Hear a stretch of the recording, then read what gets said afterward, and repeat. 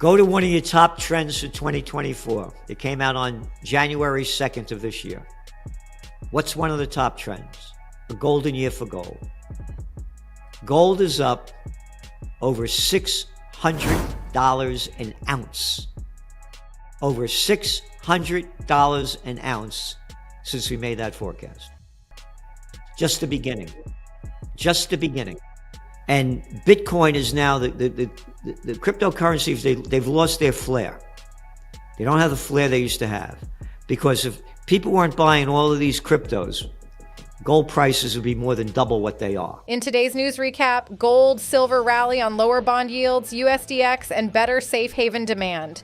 Gold and silver prices are solidly higher in midday U.S. trading Tuesday, with buying support coming from a downtick in U.S. Treasury yields, a weaker U.S. dollar index, and a sell-off in the U.S. stock market on this day. It also appears there has been an uptick in safe haven buying of the two precious metals. December gold was last up $18.70 at $2,684.10, and December silver was up 494 thousandths of a dollar at $31.80.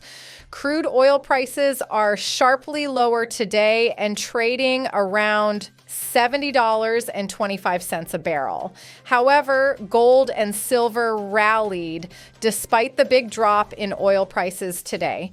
One reason could be that metals market traders don't believe Israel or the U.S. would tip their hand and let Iran know beforehand which targets Israel would or would not strike.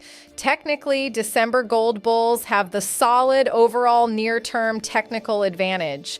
Bulls' next upside price objective is to produce a close above solid resistance at the contract high of $2,708.70. Bears' next near-term downside price objective is pushing futures prices below solid technical support at $2,600. December silver futures bulls have the overall near-term technical advantage. Prices are still in a 9-week-old uptrend on the daily bar chart. Silver bulls' next upside price objective is closing prices above solid technical resistance at the May high of $33.50.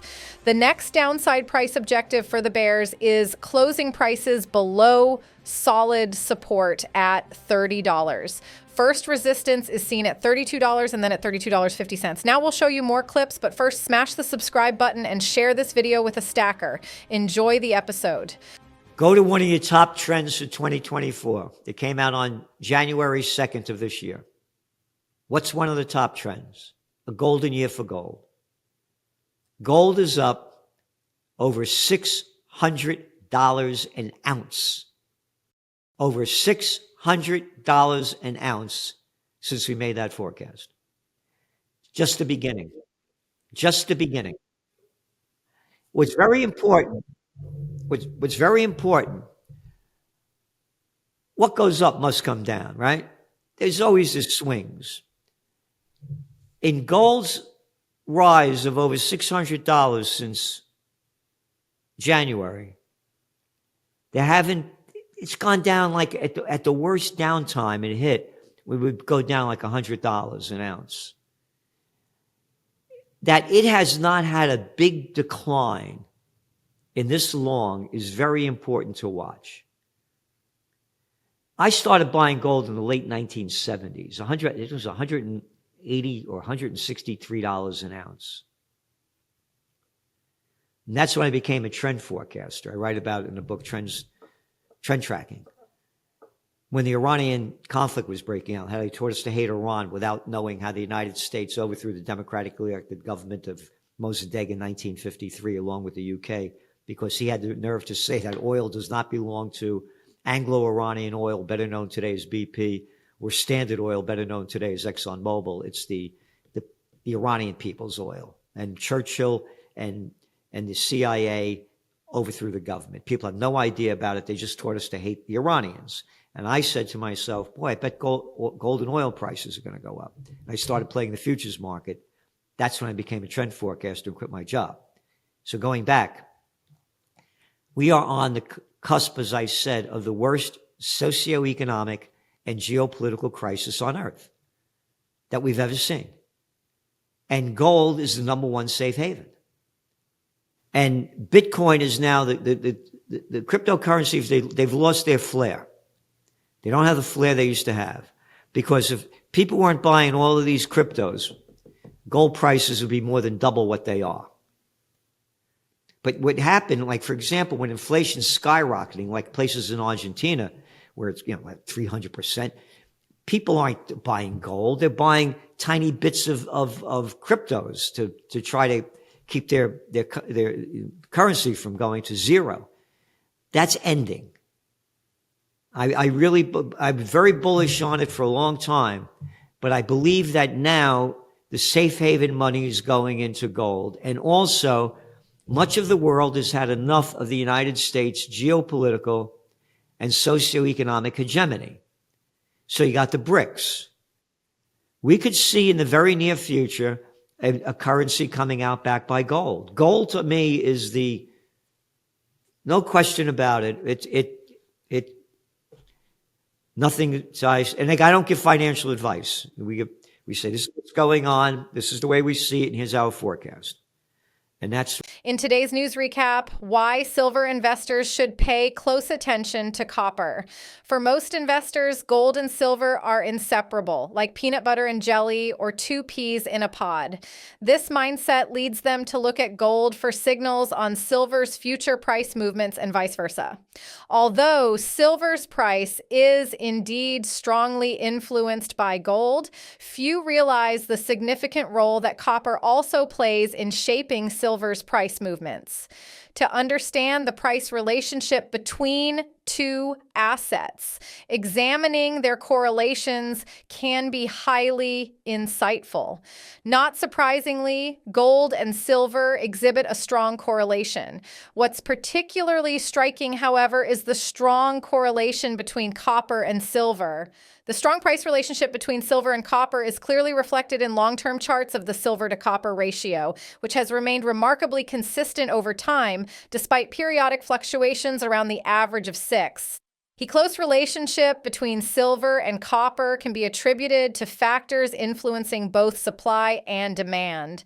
From a supply standpoint, silver is seldom mined on its own. Instead, it is typically a byproduct of copper and other metal mining such as lead, zinc, and gold.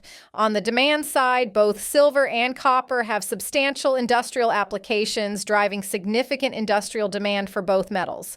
While silver is often grouped with gold, it differs significantly in its demand profile. The majority of silver demand comes from industrial use compared to just from investment.